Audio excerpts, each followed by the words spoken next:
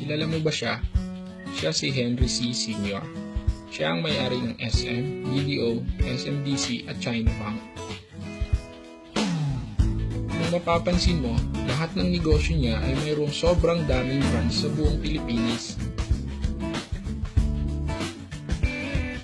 Dahil sa sobrang daming branches nito, libo-libo din ang mga taong nagtatrabaho para kay Henry C. Pero, eto malaking tanong, nakita mo ba siya benta sa SM? O di kaya nag-teller sa BDO?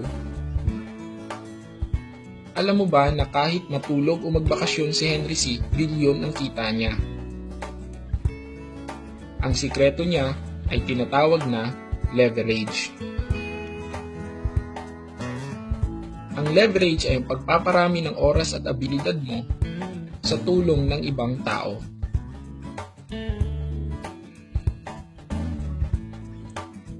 Example, eto si Jack at si Bill. Pareho silang nagbebenta ng juice at kumikita ng 50 pesos kada baso.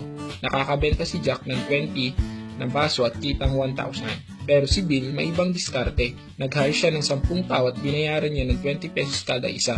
300 ang kita niya, so 3,000 sa 10. Ang diskarte ni Jack ay work hard, no work, no pay. Si Bill naman, work smart, leverage, income.